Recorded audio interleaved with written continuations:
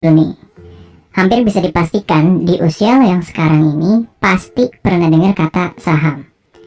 Entah itu ketemu orang lagi ngomongin saham, atau lo ketemu ada komunitas yang lagi bahas tentang saham. Di TV, mungkin banyak nih lo lihat berita tentang saham, grafik naik turun harga, dan lain-lain dengan segala simbol yang bikin lo bingung.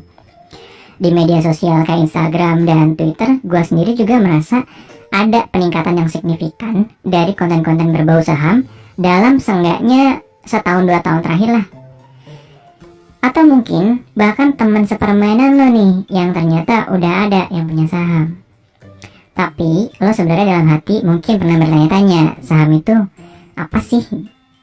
Karena seenggaknya itu juga yang jadi pertanyaan gue, sampai akhirnya gue cari tahu sendiri lebih banyak tentang saham.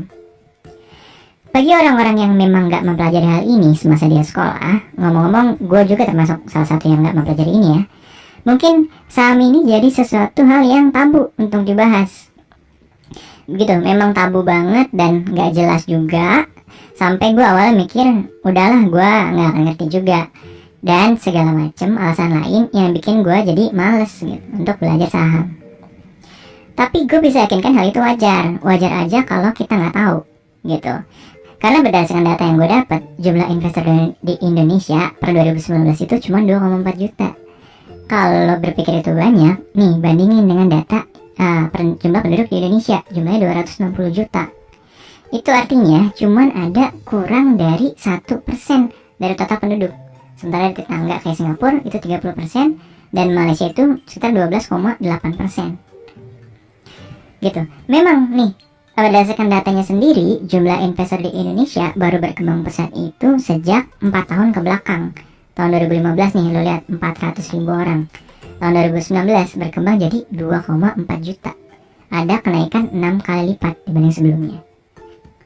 Nah, sebenarnya banyak nih orang-orang, terutama sekitar gua, yang gua tahu mau belajar tentang saham, tapi bingung mau mulai dari mana.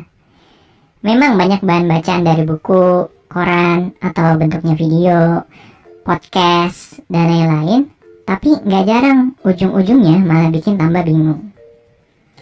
Daripada gue cuma edukasi teman-teman sekitar gue doang yang jumlahnya nggak seberapa, gue jadi mikir nih, gimana kalau gue taruh materi ini di dalam suatu platform yang lebih besar, contohnya kayak YouTube gitu. Dengan begitu gue harap manfaatnya akan jauh lebih besar karena cakupannya jadi lebih luas. Dan kalau lo udah termasuk jadi bagian manusia-manusia kurang dari 1% tadi, alias investor, mending cari channel lain yang lebih advance kalau kata gue. Karena tujuan channel yang dibuat itu untuk mengedukasi orang-orang yang mau mulai belajar saham dari nol.